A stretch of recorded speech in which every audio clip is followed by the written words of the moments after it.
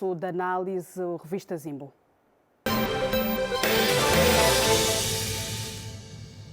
E como disse, já cá estão os meus convidados. Gildo Matias, muito boa noite. Boa noite, Laurinda. Boa noite aos telespectadores e boa noite ao Paulo. Teve Obrigado. uma boa semana? Sim, foi uma boa semana. Foi. Aliás, temos muitas expectativas em relação à semana que se inicia. João Paulo, boa noite. Boa noite, Laurinda. Foi boa. Vamos passar à análise dos nossos temas. Esta semana, o tema que também esteve em destaque foi a 5ª reunião extraordinária do Comitê Central do MPLA, que apreciou a lista de candidatos, a nova composição do Comitê Central. A reunião extraordinária de terça-feira foi muito breve. Na cerimónia de abertura desta 5ª sessão, o presidente dos Santos reconheceu que as percentagens preconizadas para a representação de jovens e mulheres ficaram um pouco aquém do que estava previsto. Foi observado o princípio da continuidade e renovação dos atuais membros do Comitê Central, embora as percentagens preconizadas ficassem ligeiramente aquém do previsto. O MPLA é um partido que cresce e se renova e que atribui uma grande importância à integração dos jovens e mulheres nas suas fileiras e nos órgãos de direção a todos os níveis, por forma a aumentar a sua participação na vida do partido e da sociedade. Alguns membros não vão poder continuar. Assim sendo, dos Santos agradeceu pelo cumprimento das tarefas realizadas em prol do partido. Há membros deste órgão que durante muito tempo deram a sua contribuição para o fortalecimento e engrandecimento do partido e vão cessar a atividade em virtude do processo de renovação. Nós exprimimos a todos eles os nossos agradecimentos pelo trabalho realizado e pelo zelo e dedicação com que se empenharam no cumprimento de todas as tarefas. As eleições gerais de 2017 é um dos principais desafios do MPLA. Este é o tema que passaremos a analisar. A semana que terminou a reunião do Comitê Central, como já dissemos, a candidatura do presidente do partido, a renovação e continuidade, a lista de candidatos ao Comitê Central foram os assuntos dominantes desta reunião. João Paulo Ganga, vou começar por si e já lhe perguntar como é que olha para o Congresso que arranca já no dia 17. Bem, não há grandes expectativas em relação ao Congresso do MPLA, porque o MPLA de alguma forma, mas é preciso percebermos que o MPLA não é um partido normal, não é um partido como é a UNITA ou como é a CASA. O MPLA é um partido de poder, é o partido que governa Angola. Portanto, no Congresso do MPLA está em causa o poder do Estado angolano. Portanto, o MPLA há uma diferença muito pequena entre aquilo que é o MPLA e aquilo que é o Estado angolano. Basta olharmos para a lista de candidatos ao Comitê Central do MPLA, vemos que está lá todo o Estado angolano, ministros, governadores, militares, homens da segurança, homens empresários. Portanto, o MPLA congrega à sua volta, neste momento da nossa história política, toda a massa empresarial, toda a massa crítica, ou quase toda a massa crítica do nosso país. Portanto, é um partido-Estado. Através do MPLA, nós olhamos para o Estado de Angola. Por isso é que as pessoas devem ter cuidado na formulação de expectativas em relação ao MPLA. O que é que está a acontecer no MPLA neste momento? Por que deve haver esse cuidado? Porque é muito difícil mover um barco muito pesado. Ou seja, as pessoas pensavam que o MPLA vai mandar a velha guarda para casa e vai ficar só com os mais jovens. Isto é muito difícil de fazer. O próprio presidente do MPLA teve alguma dificuldade, porque ele aventou uma renovação de cerca de 45% que não se concretizou. Isto significa que nem para ele, como líder do próprio MPLA, é assim tão fácil fazer grandes mudanças no interior do partido, porque aquilo é um conglomerado de interesses, é uma espécie de agência de poder. Portanto, o MPLA representa poder e é preciso gerir equilíbrios. Portanto, não era possível fazer uma mudança total, era preciso haver algum gradualismo. Por isso é que disse no princípio, não há grandes expectativas, porque o MPLA fez uma coisa com esta mudança parcial, que é apontar as baterias para a coesão interna com vista à manutenção do poder. o que adiou o processo de democratização do próprio partido. Portanto, fez uma opção clara. É melhor unirmos-nos em torno da figura do nosso líder, é melhor unirmos-nos em torno dos nossos interesses enquanto partido para mantermos o poder, para irmos para as eleições fortes, do que entrarmos num jogo de democratização interna que pode nos enfraquecer e pode conduzir a nos fragilizar contra os outros contendores. Portanto, foi uma opção do MPLA que deve-se respeitar. Há pessoas que não concordam com isso, acham que devia entrar num processo de democratização mais acelerado, porque a democratização do MPLA é também a democratização da sociedade angolana. O MPLA preferiu adiar isso, mas eu chamo a atenção de que, neste momento, é muito difícil haver grandes mudanças no interior do Gildo, MPLA. é da mesma opinião que o João Paulo Ganga? Não tem grandes expectativas ou já tem uma opinião diferente, já tem mais expectativas relativamente ao Congresso que começa no dia 7? Bem, 17, boa noite mais uma vez. Boa Ao noite. contrário do Paulo, é interessante que o Paulo, num primeiro momento, ratifica a grandeza do partido que nos governa há mais de 40 anos e, num segundo momento, quer desvalorizar esse peso. Ora, o próximo Congresso, que reza a história, será o 7º. O partido já organizou até agora 10 congressos, sendo 4 extraordinários, vai a caminho do 7º, é da maior relevância. E da maior relevância pelos motivos que o Paulo já disse. Porquê? Porque o MPLA é a grande força política do país, é quem tem conduzido os destinos do país até hoje. Daí que este Congresso, num primeiro plano, tenha uma relevância para a própria vida interna do país, aliás, do próprio partido. Ao contrário do que o Paulo diz, eu acho que o partido o MPLA tem vindo a dar provas de alguma democratização. Aliás, não podemos esquecer que os partidos, tal como formulou Bobbio e Deverger na sua sociologia política, os partidos são grupos que procuram mediar o interesse público, ou seja, a relação de representação política entre a sociedade e as instituições do Estado é mediada pelos partidos políticos. E, como é óbvio, eles são detentores de interesses. E o que eu vejo é um partido que está unido, coeso. Porquê? Porque estamos a cerca de pouco mais de um ano das eleições. Portanto, era preciso unir o partido e sobretudo, a partir do partido, pensar numa solução para os momentos difíceis que estamos a viver. E é nesse sentido que eu também acho que o partido irá refletir, irá, sobretudo, fazer, num primeiro momento, uma reflexão sobre os últimos 3 anos de governação. E estou-me a lembrar, sobretudo, do Programa de Desenvolvimento Social e Económico, em que é preciso revisitar grande parte das metas que foram fixadas, não só em função das circunstâncias macroeconómicas e até financeiras, mas também com a preocupação, de alguma forma, é a matriz do próprio partido. Quando dizem que tem a em ver revisitar com o estes consenso programas, principalmente o social e económico, diz que o MPLA deve, e pela situação que estamos agora a viver, a fazer uma profunda análise sobre este programa? Claro que sim. Qualquer olhar para frente pressupõe uma retrospectiva dos últimos 3 anos. E com isto quero me referir pelo menos a desafios como o combate à pobreza, a diversificação das estruturas económicas nacionais, a boa governação, a continuidade no processo de construção democrática. Ou seja, o partido se vê diante de um conjunto de desafios na qual se é obrigado a chamar quadros jovens, e isto é um dos aspectos que também vamos discutir, que é o partido dispõe hoje de quadros tecnicamente competentes do que tinha na outrora. Portanto, é preciso congregar esta massa jovem com ideias novas e soluções inovadoras para driblar aquilo que são os problemas que se impõem ao país hoje. O dilema que o MPLA atravessa é que não apresentou até agora uma nova maneira, uma nova reformulação de pensar Angola. Ou seja, o modelo que o MPLA tem vindo a assistir o nosso país é um modelo que tem se revelado fracassado, ou seja, as grandes linhas que o MPLA apontava, distribuir melhor, criação de emprego, tudo isso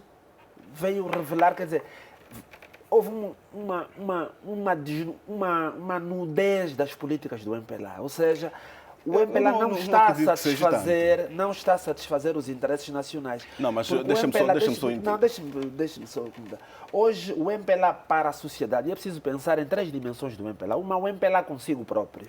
Outra, o MPLA com o Estado angolano. E outra, o MPLA com a sociedade angolana.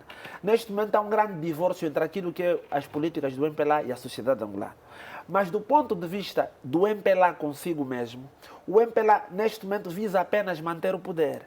E este é que é o grande handicap que o MPLA tem. O MPLA neste momento está-se a transformar numa espécie de multinacional angolana. Mas, com o centro de decisão deixa-me só em que eu Angola. interrompa e diga isto. Já vou terminar, Gildo. Nós temos quase um modelo empresarial da gestão pública. Ou seja, ao invés de colocarmos, e é a questão que o MPLA vai ter que responder no seu congresso, saber qual é o lugar do angolano, qual é o papel da sociedade angolana, porque hoje a governação que o MPLA representa, nesses últimos 3 anos, como disse o Gildo, não satisfaz. Há uma disfunção muito grande entre aquilo que é o interesse das pessoas, o que é a vida das pessoas e as políticas do MPLA. E o MPLA, para terminar, Gildo, não inverteu o discurso. Nós vamos para um congresso, os militantes do MPLA vão para um congresso, e não há até agora uma ideia nova de como fazer diferente. As populações, os angolanos, os intelectuais, a massa crítica, não percebe qual é a novidade do congresso. Porque a novidade não pode ser só o nome das pessoas, a lista. É verdade que é uma transição geracional. É verdade que estão a aparecer pessoas mais novas, mas os novos não significa que agora vais ter que me deixar melhores que os dizer velhos. algumas coisas. Primeiro, Paulo, é preciso, enfim, colocarmos aqui alguma equidade no debate, que é os partidos têm uma tripla vocação de conquistarem, fazerem a manutenção do poder político. Portanto, é legítimo que o MPLA queira continuar a ser poder em Angola. Portanto, sobre isto não me parece que tenhamos que discorrer muito. Mas o poder deve ser para servir os interesses. Sim, claro. Aliás, o interesse público, ou seja, estar na política, pressupõe a virtude de servir o interesse. Agora vais ter que me deixar falar. Agora, podemos também, a título reflexivo, olhar para aquilo que foram esses últimos 3 anos de governação do partido MPLA, em que eu olho em que houve um conjunto de benefícios, houve um conjunto de políticas públicas assertivas. Eu vou lhe dar um exemplo, por exemplo, no campo habitacional. Hoje, todos nós sabemos que há uma maior disponibilização de política social para habitação. Portanto, isto é inegável. Podemos depois discutir as modalidades, as tipologias e por aí fora. Também não podemos negar que houve uma classe média que aumentou em Angola. Podemos também ter a discussão conceptual sobre os limites e as tipologias de rendimento. Portanto, eu acho que não é producente olharmos para os últimos 3 anos e, se quisermos, até os últimos 13 anos, como se nada tivesse sido feito. É claro que o partido conseguiu concretizar algumas coisas e noutras falhou. Gildo, e eu vou dar um exemplo. A injeção de sangue novo no partido poderá dar, de alguma forma, algum rumo? O novo rumo, o João Paulo diz que claro não acredita. Vamos pensar, é hoje isto é indiscutível. Hoje nós temos no país uma quantidade de jovens tecnicamente apetrechados. Portanto, isto é indiscutível. E tratando-se de um país cuja a população maioritária é jovem, parece que até na dimensão simbólica o partido está a percorrer um caminho acertado. E por que é importante chamarmos os jovens para as novas soluções? Porque os jovens têm a característica da irreverência, né? É preciso encontrar novas soluções. Aliás, o próprio partido ou o próprio presidente do partido terá se manifestado em tempos atrás de que eram preciso soluções inovadoras, soluções que fossem capazes de encontrar um novo rumo e ultrapassar os constrangimentos que estamos a viver. Me parece ser acertado. Agora, o que o partido tem que olhar é para as grandes questões, nomeadamente a questão da política social. Eu acho que nós temos que repensar o nosso modelo de transferência de rendimentos, e isso tem a ver com o modelo de redistribuição de riqueza. Nós temos que, de alguma forma, garantir que o Estado cresça para fazer investimentos pontuais e seletivos e, ao mesmo tempo, garantir que não falte o mínimo, o básico, constitucionalmente proclamado para as pessoas. O MPLA, neste momento, é um partido... Os partido... desafios que o MPLA tem pela frente. O MPLA é o Estado de Angola. Portanto, o MPLA, há uma diferença muito tênue entre aquilo que é o Estado e o que é o MPLA. O MPLA é um partido-Estado, ou seja, não se pode falar do MPLA como um partido qualquer. Portanto, o MPLA representa... O MPLA é a grande força política. Nem por isso ela deve ser confundida com um partido-Estado. Nós não podemos... Não, Paulo, nós estamos numa república. Nós temos que ser honestos na análise. Não, mas a honestidade pressupõe isto. É um partido-Estado. O MPLA é um partido que governa o país. O MPLA é um partido-Estado. O símbolo do MPLA são os símbolos do Estado, os heróis do MPLA são os heróis do Estado. Não, atenção, isto é uma outra discussão. Já lá vou. Isto é uma outra discussão que podemos... Eu ouvi-te com atenção, Gil. Portanto, o que é que se passa com o MPLA? A renovação, e eu acho que o presidente do MPLA até tentou isso, é preciso dar-lhe o mérito, porque foi travado pelo próprio MPLA. O que se vê pelas listas e pela discussão que nós vamos ouvindo, o próprio MPLA recusou a renovação, porque tiveram que alargar o Comitê Central de 311 para 363 para poder enxertar... Mas há pessoas novas.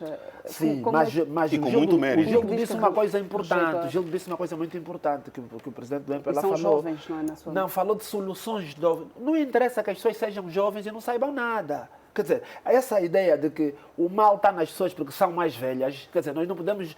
Isso é uma visão redutora. Quer dizer, Aliás, o facto de alguém uma ter discussão 60 que é muito anos, ou presente 70 no nosso anos, país. ou 80 anos, não faz daquela pessoa um parasita, não é nada disso. Quer dizer, nós temos, e o Ismael Mateus usou uma expressão bonita, temos hoje jovens que são mais velhos que os velhos do MPLA. Atenção! Quer dizer, nós, quando estamos a falar de discussão de mudança, estamos a falar das soluções que o Gildo introduziu. Soluções inovadoras, ideias novas, uma nova abordagem, novas metodologias. Não é mudar, quer dizer, tirar uma pessoa de 70 anos e pôr uma pessoa de 30 anos, que é a Então, mudança. João Paulo, de que forma que esses jovens Isso é poderiam... importante. Não, eu penso que isto devia ser através, por exemplo, o órgão mais jovem do partido MPLA é a JMPLA. E nós não vemos grandes... Basta pensarmos nos problemas da juventude angolana, vemos que a Jota está à parte daquilo que é a dinâmica da juventude angolana na atualidade. Portanto, não há ideias que a Jota introduziu no nosso léxico político, não existem, não há novas abordagens. Portanto, eu penso que o mais importante é perceber que as mudanças num partido do Estado não se fazem como num partido normal, porque um partido de poder precisa de gradualismo. Agora, devemos ter a direção certa. Esse aqui é o meu problema. Eu penso que o MPLA não está indo na direção certa. E penso que não está indo na direção certa por quê? Porque o fundamental neste momento era reduzir a conflitualidade social e fazer programas de integração social. Nós temos hoje uma cultura e um modelo de governação que exclui as pessoas. Gildo, também dá a opinião que o MPLA não está a ir na direção certa. Não, Qual é eu a acho que sua o opinião Paulo, quanto a isso? enfim, legitimamente tem essa opinião, que eu continuo a pensar que não é a mais correta, nem sequer a mais honesta. Eu costumo olhar para a política e para aquilo que é a ação das pessoas em política com uma certa gradualidade. Porque vamos olhar que o partido, durante esses anos, concretizou coisas boas, mesmo até no campo social, no campo da educação, no campo da saúde, no campo da proteção social, no campo da habitação. Agora, me parece ser importante que o partido, diante desta nova situação, olhe para o futuro. E olhar para o futuro significa ter a coragem de aprendermos com os nossos próprios erros. Cometemos erros, como é evidente, o partido cometeu erros. O mais importante é que o partido agora pense numa solução e nisto o Congresso acabará por nos trazer uma novidade, porque vai ser aprovada a moção de estratégia do líder e a moção de estratégia vai, de alguma forma, sustentar aquilo que vai ser o manifesto eleitoral com o qual o partido se apresentará nas próximas eleições. Já que fala da moção de estratégia de líder, vou aproveitar para lhe perguntar como é que olha para este processo de transição. Eu olho com bons olhos. Aliás, eu costumo sempre a recordar às pessoas que o próprio partido deu, ao longo da história, um exemplo de saber lidar com a juventude, de saber lidar com a sua transição intergeracional. O próprio presidente do partido assumiu as responsabilidades do presidente da República, tinha ele 37 anos.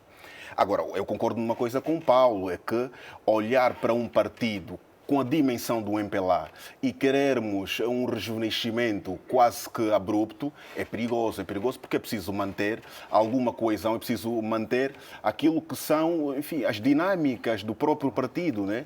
E com isso significa dizer que tem que haver algum gradualismo em qualquer tipo de transição que o partido queira fazer. Mas não nos esqueçamos do essencial, que é a boa governação, a questão de reformarmos o Estado, a questão de continuarmos a trilhar o caminho que temos vindo a fazer, quer no fortalecimento das nossas instituições, quer até na construção do nosso processo de democraticidade, diversificar a economia. Eu acho que neste momento precisamos construir o futuro com soluções. Mas o discurso tentando trazer, deixa-me só terminar, tentando trazer para o partido e para a sociedade gente capaz, gente jovem, capaz de unirmos as soluções e, de alguma forma, driblarmos aquilo que são os nossos Há um aspecto fundamental que eu preciso dizer em relação ao MPLA. Nós estamos a viver no nosso país um fenómeno perigoso de privatização do Estado. Estamos a privatizar parcelas do Estado. Estamos a fazer daquilo que é comum, daquilo que é nacional, propriedade de alguns. O MPLA tem grandes responsabilidades nisto, porque o MPLA é que governa. Portanto, o MPLA, ao ir para o 7º Congresso, tem que discutir essencialmente aquilo que é o bem comum, o funcionamento da coisa pública. E hoje não se vê isso. Hoje percebemos, por isso é que eu disse que hoje, deixa-me terminar, Gil, por isso é que eu disse que o MPLA hoje se assemelha a uma multinacional com centro de decisão em Angola, uma multinacional angolana. Ou seja, os interesses econômicos de alguns sobrepõem-se aos interesses coletivos de todos.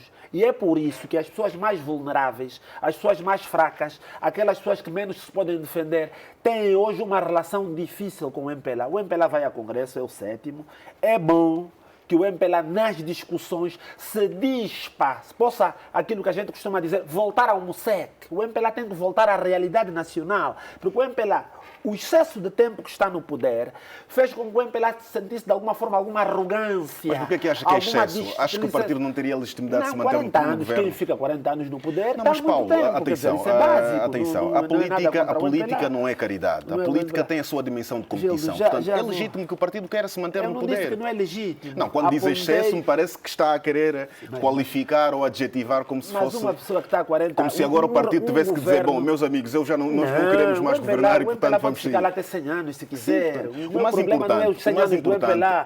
O meu problema é a boa governação e que a sua governação reflita-se na vida das pessoas. São os grandes desafios. São os grandes desafios que o partido tem pela frente.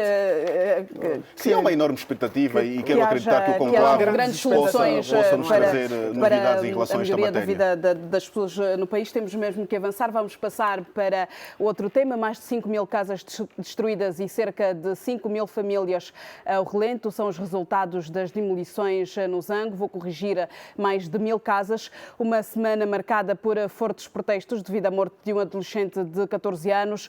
O provedor de justiça deslocou-se ao Zango para constatar a situação das famílias que perderam os seus bens e inteirar-se do processo de demolições levado a cabo naquela zona do município de Viana. Vamos acompanhar a matéria que resume os momentos deste assunto. Foram mais de 600 casas destruídas, deixando cerca de 5 mil famílias ao relento. As demolições começaram no passado dia 30 de julho no Zango.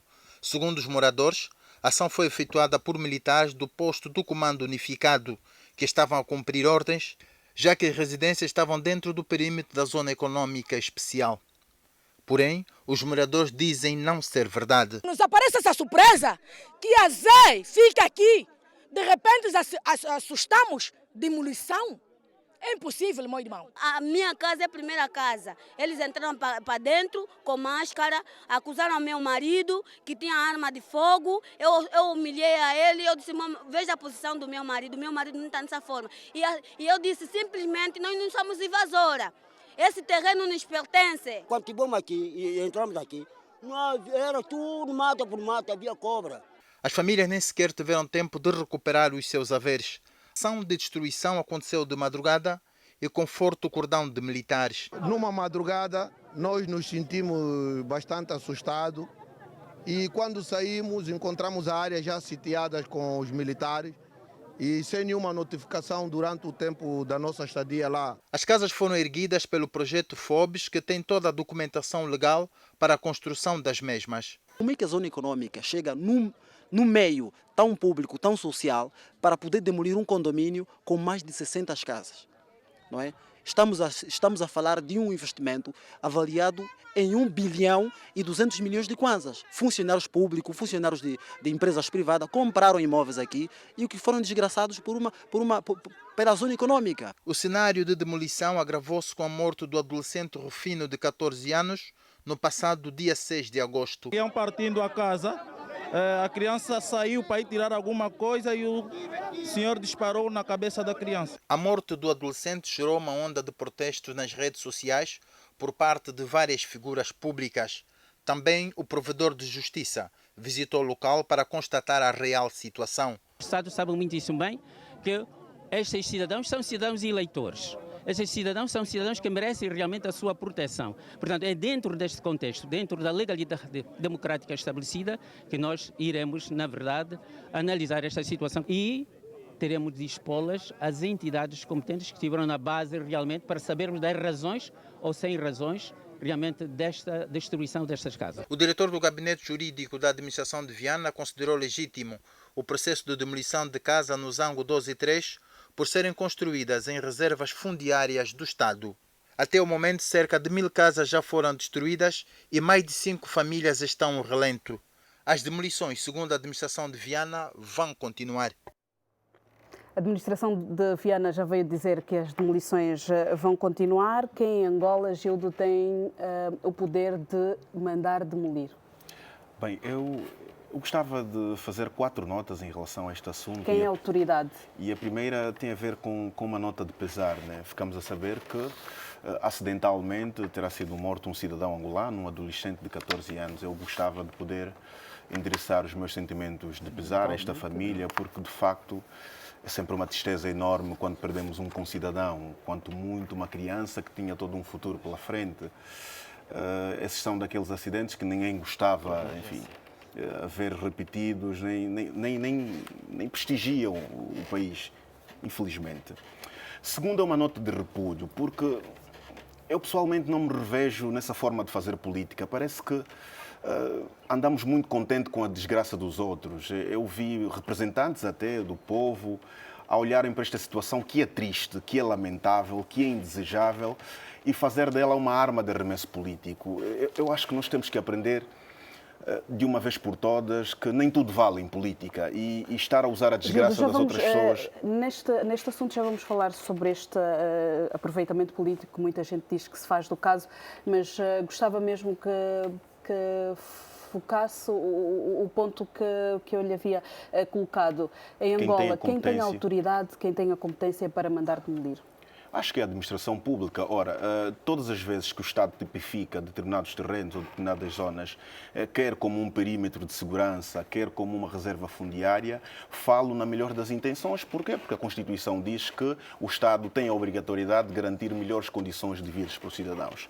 E é preciso também aqui fazermos um apelo aos cidadãos para que não possam reincidentemente colocar-se nessa posição, que é, se há uma zona, se há um terreno, se há algum perímetro previamente classificado como proibido para a construção, vamos respeitar, que é para evitar que acidentes dessa natureza continuem. Por outro lado, é preciso também responsabilizar o Estado, que é, o Estado deve, com todas as prerrogativas a nível da Constituição e do nosso ordenamento jurídico, garantir que esses cidadãos não possam se deslocar para ir e construir, porque vamos lá pensar, não é um dia que se faz, enfim, um condomínio, como é evidente. É preciso que o Estado redobre a sua capacidade de fiscalização, sobretudo para garantir que este tipo de incidentes não se repitam, porque, de facto, quando acontecem, e acontecem com acidentes desta natureza, nós não podemos estar felizes, temos todos que manifestar o nosso descontentamento. Isso houve um assassinato de uma criança, não houve um acidente. Quer dizer, foi mas este é um assunto que está agora ainda a ser houve um assassinato. Deixa. Nós precisamos... Vamos, temos que ser sérios. Não podemos... Você não mata o filho do outro e diz que é um acidente. Quer dizer, faz-se um tiro na cabeça, um miúdo que é o alvo. Perceberá, nem eu, nem o Paulo esteve no local. Tudo quanto sabemos, mas há evidências. Que foi dado a conhecer a partir de um comunicado das Forças Armadas, houve um assassinato de uma criança em defesa. Nós não podemos tolerar isso. Esse país é nosso. Há regras. Isso é um Estado que funciona. Ninguém pode ficar satisfeito com uma situação dessas. E é preciso responsabilizar as pessoas. E nós não podemos ter um Estado delinquente. Aqui o delinquente é o Estado que nós temos. Como é que se cercam pessoas indefesas, famílias de madrugada, a tropa, o exército? Quer dizer, isto é abominável. Nós não podemos aceitar isso. O país não pode continuar nessa situação. E eu vou apelar ao Presidente da República, porque o Presidente da República é o responsável das Forças Armadas. O Presidente da República, da mesma forma que fez e fez bem na questão da intolerância política em Capupa, quando veio dizer que aquele inquérito não estava correto, que era preciso apurar e fazer uma coesão nacional, se faz favor, tem que vir a público, espero que agora no início do Congresso do MPLA, dizer às famílias, às pessoas, que há segurança nesse país. As pessoas não podem dormir. Você já viu famílias cercadas pelo exército e o seu filho é morto a tiro, é assassinado? E as pessoas ainda querem que as pessoas compreendam. Isto são momentos que nós não podemos raciocinar. Não. É preciso denunciar. Ali houve um assassinato de uma criança perpetrado pelo nosso exército. Portanto, o chefe do exército tem que vir a público de forma a prestigiar a instituição, porque o exército é uma instituição prestigiada.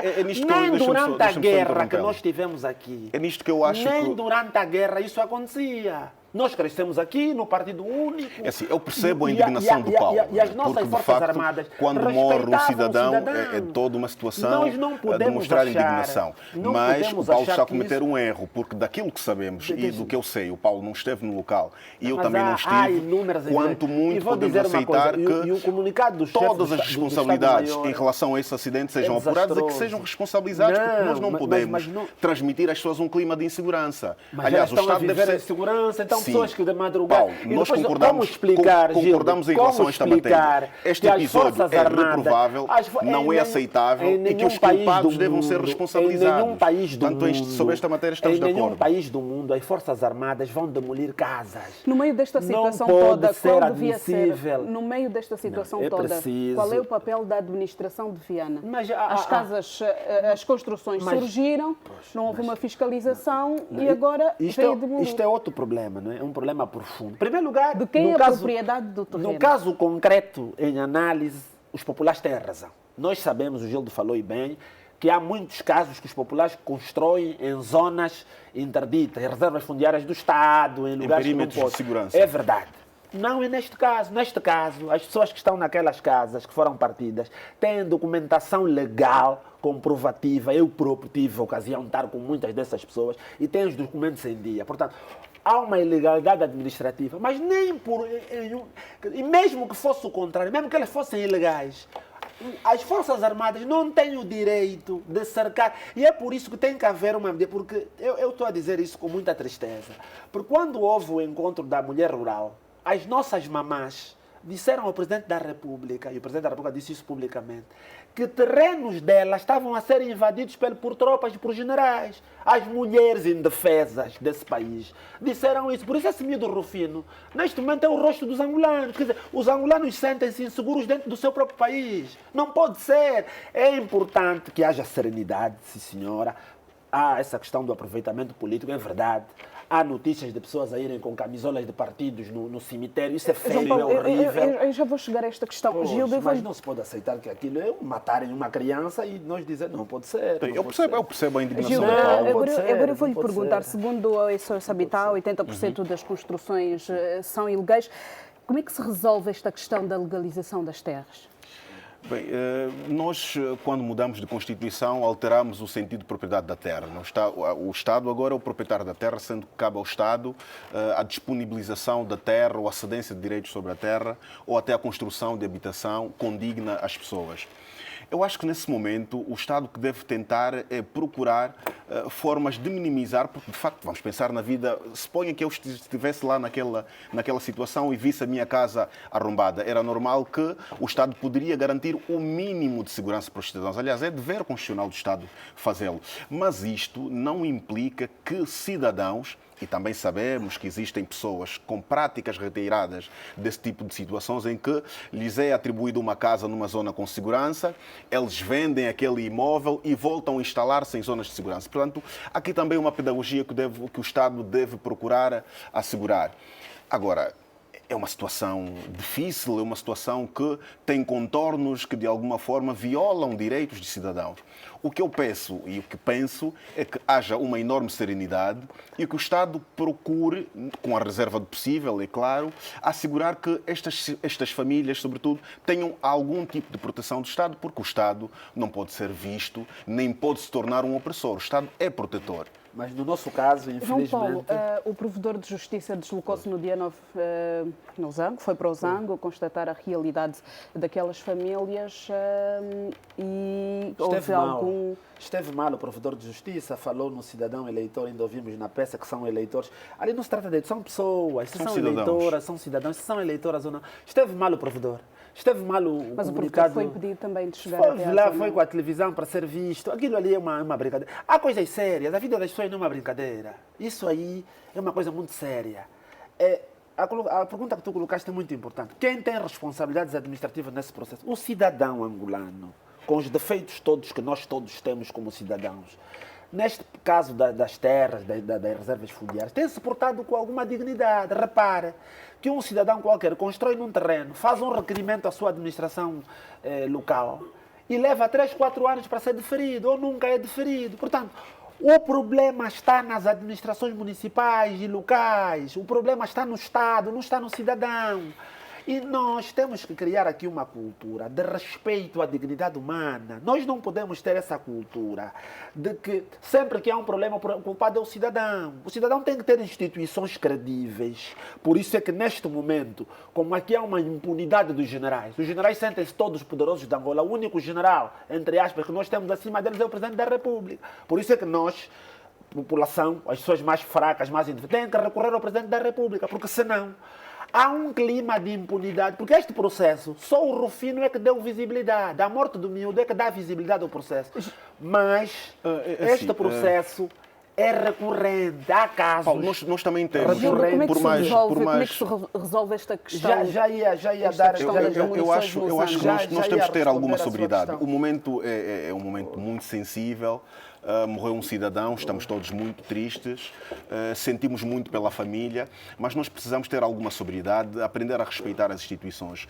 Eu olho para o Exército como uma das melhores instituições que temos no país, pela sua pluralidade, pela sua democraticidade. Portanto, não me sinto confortável em tecer considerações acusatórias em relação ao Exército. Tem-se portado mal com relação aos terrenos. Deixa-me terminar, Paulo. Eu quero acreditar que serão apuradas as responsabilidades pelas pessoas que estiveram envolvidas nesse acidente, porque eu ainda continuo a achar, e daquilo que sabemos que foi um acidente, porque eu não consigo pensar que o Exército ou alguém do Exército tenha coragem de atirar por uma criança indefesa de 14 anos. Portanto, mas deixe-me terminar, Paulo.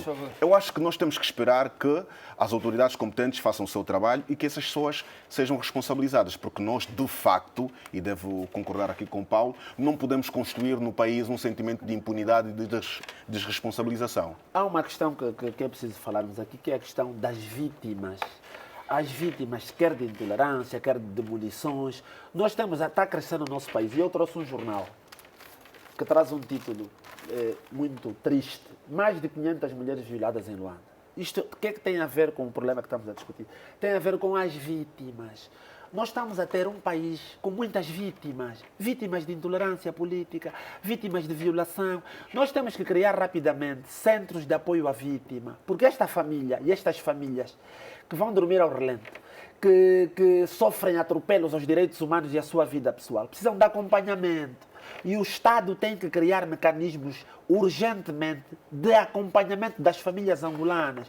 Porque uma família que o filho foi morto e ainda sai um comunicado a dizer que havia armas lá, quase na casa delas.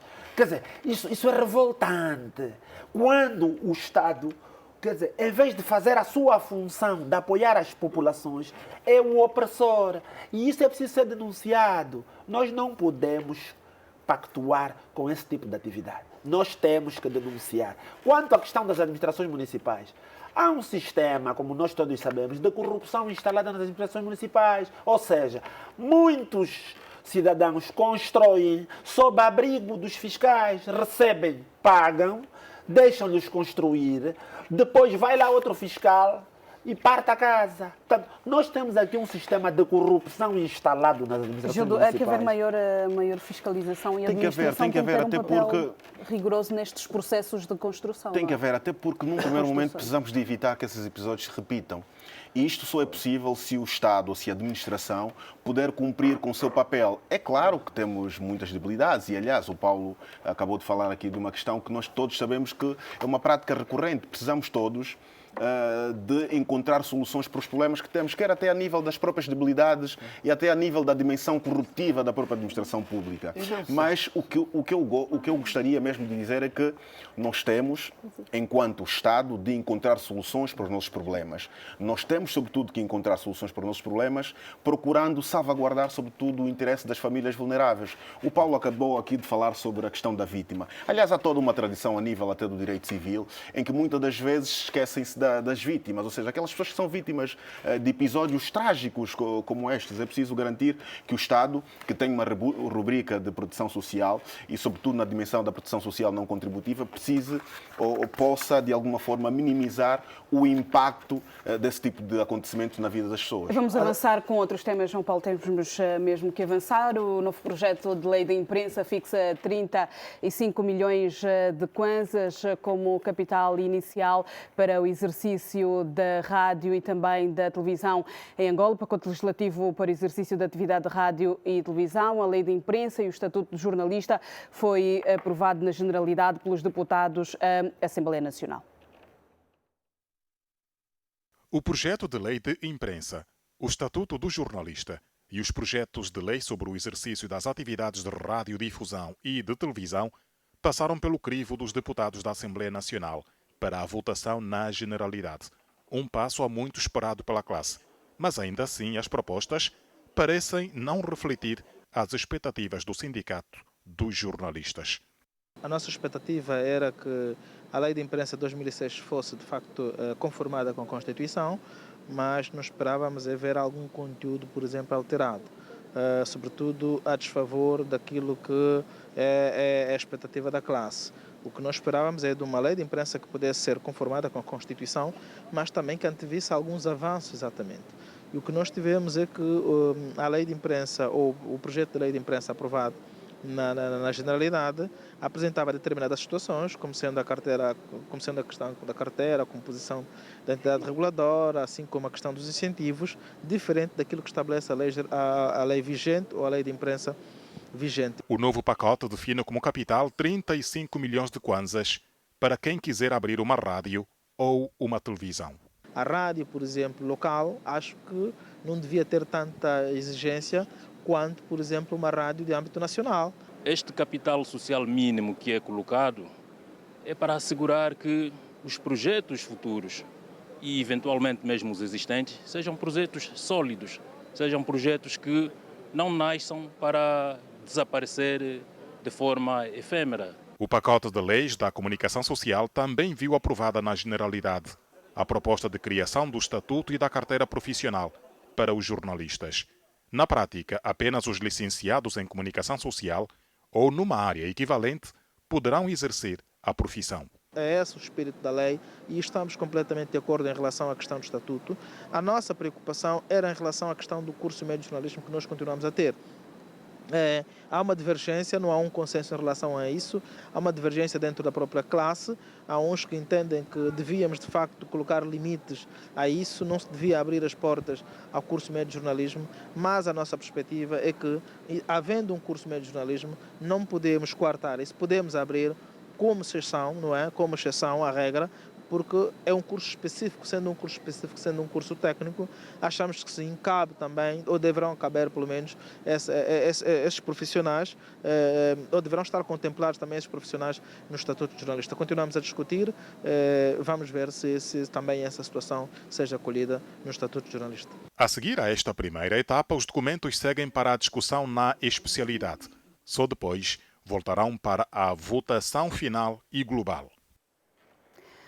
A lei já foi aprovada, vai agora para as especialidades. Eu vou começar este tema pelo João Paulo Ganga. João Paulo, que impertinência se pode atribuir a essa lei de imprensa? É um recuo nas liberdades e garantias da liberdade de imprensa. É um recuo grande, muito grande, porque a lei contém lacunas. No fundo, é uma partidarização daquilo que é a ideia do exercício da atividade jornalística. Há muita coisa que não está bem. Este é um aspecto.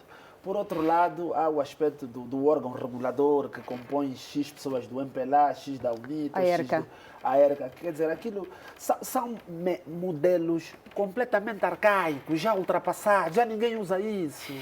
Portanto, a lei de imprensa, uma entidade reguladora é do jornalista. Os jornalistas autorregulam-se, não precisam de terem um tutor que é o Estado, o partido A, o partido B. Portanto, nós estamos a discutir uma lei. Eu pensei que já tivéssemos evoluído mais. Quer dizer, é com muita tristeza que falo isso, porque é uma lei que quer domesticar a atividade jornalística. Quer dizer, é uma espécie de domesticação.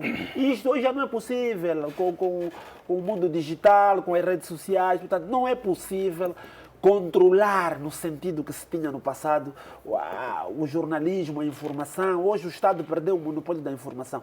Esta é uma lei que faz mais.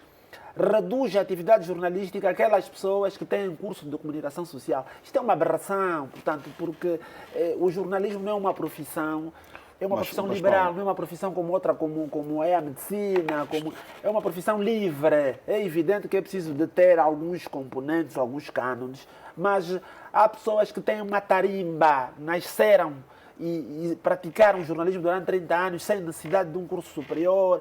E, portanto, eu vejo que... A lei quer marcar um novo percurso, um novo caminhar. Mas aquelas pessoas que já exercem não vão merecer qualquer tipo de discriminação. É um recuo muito grande do ponto de vista do exercício da atividade jornalística no nosso país. Penso que devia se reconsiderar, sobretudo porque a imprensa é um dos pilares fundamentais do Estado de Direito. E nós, com isso, percebemos que continuamos um bocado estagnados e parados no tempo. Eu tenho dito que tem havido uma regressão muito grande no nosso país em relação às liberdades, e este é um exemplo. A ERCA, como diz João Paulo Ganga, devia ser um órgão muito mais independente. Deixe-me que eu comece, que nós estamos agora a discutir isto. O Paulo colocou a lei como se ela já tivesse sido aprovada e finalizada. Não. Ela vai à aprovação final global, sim, vai agora, está agora a ser discutida na especialidade. Houve uma aprovação na generalidade e, enfim, a discussão continuará em sede de especialidade. E daquilo que ficamos a saber, e ouvi até o próprio líder do Sindicato de Jornalistas, ouvi também o Ministro da Comunicação Social e ouvi até jornalistas reconhecidíssimos da nossa praça a darem uma muito boa nota a esta abertura, a esta postura dialogante que o Ministério de Tutela tem. Mas essa discussão não se devia fazer antes desta lei ser aprovada? Vamos lá pensar. No essencial, o que é novo é a lei de imprensa, porque os outros diplomas já haviam sido discutidos em sede de auscultação. É claro, temos que olhar para este processo como um processo negocial. Há uma proposta, a classe vai olhar para esta proposta e dizer até que ponto é que podem ser encontradas algumas negociações. Deixa-me só fazer esse aspecto. Eu acho que há pontos positivos. O caminhar no sentido de conferir maior dignidade à classe dos jornalistas. Vamos lembrar que até agora não havia nenhuma regulação em relação à carteira do jornalista. Agora, há claramente aqui alguns aspectos que é preciso acertar, no que diz respeito à própria autorregulação. Por exemplo, não se admite que seja essa entidade a, de alguma forma, certificar os jornalistas. Eu acho que, e isto também está na agenda de discussão em relação às alterações que a classe entende serem importantes neste diploma, a questão das atribuições da própria ERCA, a excessiva partidarização da composição deste órgão, que me parece ser, de facto, muito partidarizada. Dos 11 membros, quase que 9 são indicados por partidos. Portanto, e é importante que tenhamos uma entidade reguladora da comunicação social preenchida por profissionais desta área, com percurso profissional reconhecido, para que possamos, de alguma forma, conferir dignidade a uma dimensão que é fundamental. Não podemos esquecer que a lei de imprensa, o direito à informação, a informar-se e a ser informado, é um corolário do Estado Democrático de Direito. Eu estou muito seriamente otimista, depois daquilo que ouvi, quer por parte do Departamento Ministerial responsável por essa proposta, quer por parte daquelas pessoas que, de alguma forma, estão a encabeçar. Sim, o secretário, porque me parece que há boa vontade. O que é que muda agora no exercício da comunicação social com o surgimento do órgão que vai reger a atividade? Nós estamos muito atrasados do ponto de vista da ideia do que é a comunicação social no mundo. Nós já nem devíamos ter um Ministério da Comunicação Social. Portanto, nós tínhamos que evoluir. Paulo, existem vários arranjos. Todos os governos têm uma dimensão relacionada à comunicação social. Agora, me parece que o modelo que estamos a encontrar é um modelo assertivo de criar. Atenção. Podemos concordar que existam aspectos relativos à matéria da autorregulação do próprio setor e a questão da autonomia deste ramo profissional. Agora, não podemos dizer. Não, há um sentido que me parece ser assertivo. Agora, estas pequenas clivagens entre o departamento ministerial e a classe vão, com certeza, merecer uma apreciação, uma ponderação por parte deste departamento e por parte até dos deputados da Sexta Comissão. Aliás, os próprios jornalistas dizem isso. A Sexta Comissão da Assembleia Nacional, o secretário... Sim, eu senti abertura e senti espírito de vontade dialogante para encontrar soluções mais eficazes. Agora, há uma coisa, Laurinda, deixa-me só dizer isto. Há por aí uma pseudo-opinião de que os jornalistas devem ser uma espécie de classe profissional desresponsabilizada. Não precisamos só olhar para o artigo 41 ou 44, é preciso também olhar para o 40, em que o exercício da liberdade de imprensa tem que ser um exercício com responsabilidade. Aliás, nos últimos tempos temos vindo a assistir um mau uso desta profissão. Já que está a falar de responsabilidade, como é que olha para a responsabilização criminal?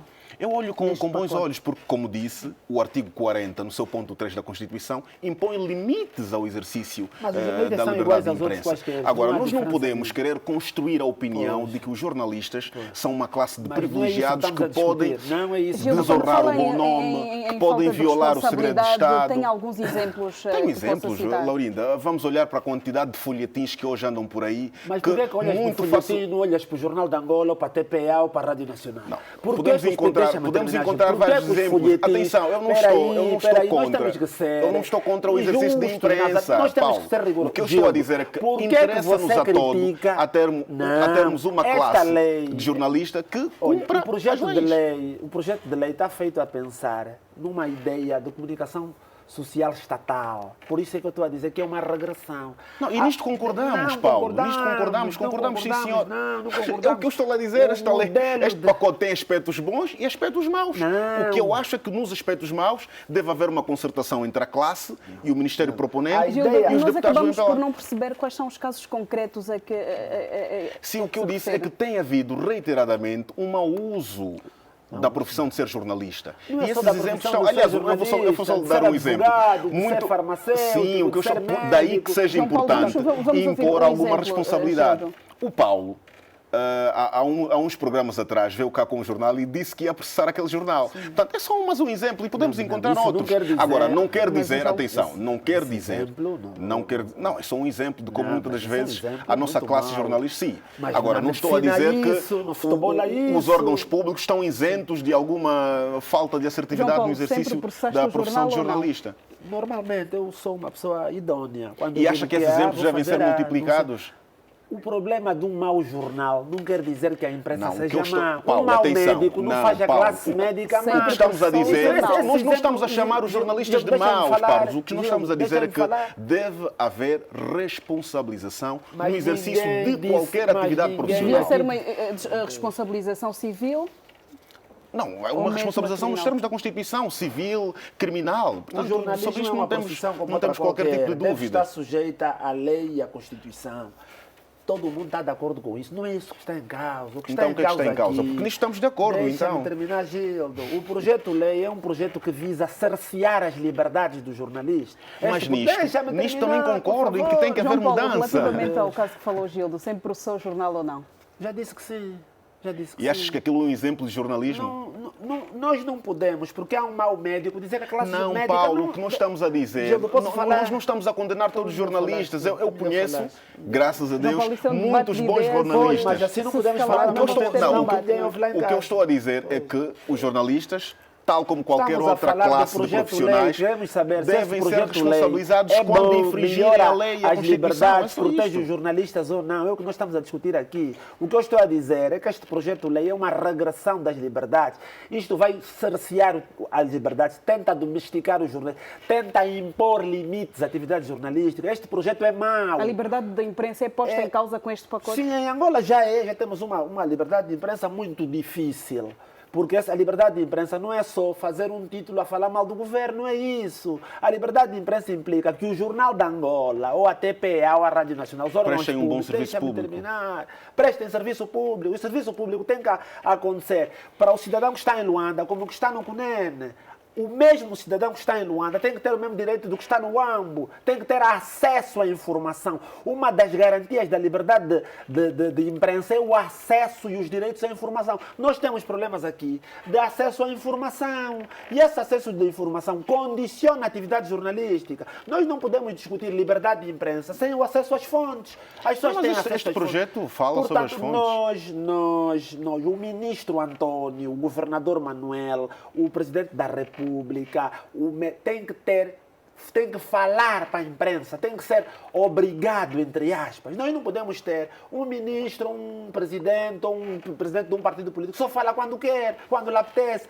Há uma responsabilidade do ator, do sujeito público em relação à comunicação social. E esse tipo de discussão neste projeto de lei é omisso. Ou há uma regressão. Não estamos a dizer do caso do jornal que ofendeu ou Não é isso que estamos a dizer. Estamos a falar no sentido. Onde é que está o sentido, na profundidade do projeto? E isto é uma regressão até civilizacional no mundo contemporâneo. Esse tipo de projetos não passam. Quer dizer, nós quando vemos que no nosso país ainda estamos a discutir isso, se a liberdade ainda estamos a colocar partidos políticos numa entidade de comunicação social, ainda se coloca se é do MPLA, se é da... Isso é um problema dos jornalistas. Os jornalistas têm que criar, como os médicos criam uma ordem, mas nada. E o Estado cria mecanismo como o Estatuto dos Jornalistas. Não é. Isso que nós estamos a ver, quer dizer, Não, o mas, MPLA e a UNITA e a Casa e o vamos lá. PRS e a FNLA O Paulo reúnem-se, está um pouco esdrúxulo, né? A lei Nós, no corresponde- essencial, a lei corresponde estamos de às acordo. expectativas dos jornalistas, Gildo? Em certos pontos não, isto tem que ser dito e nós já dissemos isso. Aliás, ouvimos aqui o presidente ou o responsável pelo sindicato em que há matérias em que os jornalistas têm evidentemente razão. Aliás, a vertigem de controlar a linha editorial dos órgãos de imprensa O é mau. Estado quer controlar a comunicação social em agora deixa eu Angola, falar. Gildo. Isso é que está errado. Sim, Paulo, nós não estamos em lados diferentes, nós estamos no mesmo barco, Paulo. Mas a O que eu estou comunicação a social dizer... tem que ter responsabilidades no cumprimento da lei. Sim, é Mas não tem isso que estamos ser aqui a controlada dizer. Nem por grupos económicos, Nem com por essa qualquer outro tipo de interesses. Não, nisto estamos de acordo, Paulo. O que eu estou a dizer é que vamos olhar para o pacote. O pacote, como é evidente, traz coisas inovadoras, avanços, mas traz recuos. É nestes recuos que eu acho que, em sede de especialidade, merecerão alguma atenção, porque me parece haver abertura e disponibilidade para discutir questões ligadas à classe. Mas Aliás, o pacote, deixa-me só dizer... se deve manter? Não, claro que não se deve manter, porque há lá regressões, como é óbvio. É isso que estamos aqui a dizer. E daquilo que eu vi do ministro Luís de Matos, que aliás é um excelente profissional, ou um profissional que está neste ramo há muito tempo, Mas isso não é um problema do ministro. há de todo, Tira o ministro disso, isso há é um de problema todo dos uma jornalistas. disponibilidade. Sim, por isso é que estamos a Essa dizer abordagem as soluções. O ministro não tem nada a ver com atenção. isso, meu Deus. Não, eu não estou a me referir que o ministro seja o culpado. Não estou a dizer que é culpado. Não é isso que eu estou a dizer. O que eu estou a dizer é que tem que discutir há com por parte os membros dos da atores comunicação social. disponibilidade para se encontrarem as melhores soluções no âmbito e no espírito da Constituição. Este é um assunto Isto é que o não mais se esgota por importante. aqui, por isso é que a TV Zimbo vai trazer o mesmo assunto para o Sim, porque eu acho que é debate importante. na próxima terça-feira. 1 minuto para cada. Vou começar por si, João Paulo. Bem, nós temos uma boa notícia no país neste momento. Já falamos de tanta coisa triste. Vamos falar de coisas boas agora. Há 2 meses que não há casos de febre amarela no nosso país. Portanto, isto é uma boa notícia. Quer dizer que o Ministério da Saúde está na direção certa. Isso é muito bom, porque morreram muitas pessoas. Estávamos aqui num clima de uma doença que já tinha sido erradicada, voltou. E, felizmente, com o esforço e com o empenho toda a sociedade, mas sobretudo do governo angolano, que aí está de parabéns, nós há 2 meses que já não temos problema de febre amarela. É um momento de saudar, porque isto tem a ver com a saúde pública, com a vida dos angolanos, e este é um sinal que se dá, um sinal bom, a dizer que, neste sentido, o ministro Sambo está de parabéns, o chefe do Executivo também, no sentido de que a direção é essa, para problemas complexos, soluções complexas. Portanto, o país mobilizou-se, o Estado mobilizou-se, era preciso debelar aquela situação de febre amarela.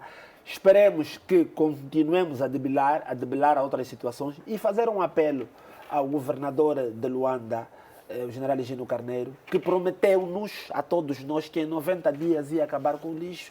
Nós continuamos à espera que o lixo na cidade de Luanda acabe, porque esta foi uma das causas do flagelo da febre amarela. As pessoas não esquecem, quando a pessoa promete 90 dias, se não vai cumprir 90 dias, tem que vir dizer às pessoas, olha, por motivo A, B e C, vamos tentar debelar. Agora, as pessoas estão atentas e só assim, só escrutinando os atos dos nossos governantes de forma simples e livre, é que podemos fazer um país melhor. Gildo, o seu 1 minuto. Bem, o meu 1 minuto vai ser, enfim, na prática de sugestões de leituras. Hoje eu trago Michel Foucault, Nascimento da Biopolítica, né, que no fundo é uma compilação dos cursos de Michel Foucault nos anos 78 e 79, no École de France. O Nascimento da Biopolítica é uma reflexão que se faz desde o início do século XVIII, em que Foucault procura entender a maneira como os governos ou os poderes públicos condicionam a vida das pessoas, né? Foucault é um filósofo, é um pensador, é um dos precursores do pós-estruturalismo, portanto é uma excelente sugestão de leitura para quem queira perceber um pouco, quer de história e quer como os governos, de alguma forma, no limite da sua racionalidade, condicionam a vida humana. Outra sugestão de leitura é um dos pensadores mais influentes do liberalismo, é Friedrich von Hayek, O Caminho para a Servidão. Foi Prémio Nobel de Economia em 74. Ele se assume no prefácio que faz como sendo um político na defesa da tese de que todos os extremismos, quer ideológicos, quer económicos, acabam por ser prejudiciais às pessoas. Portanto, uma excelente sugestão de leitura, O Caminho para a Servidão, uma reflexão que é, para além de política, também é económica.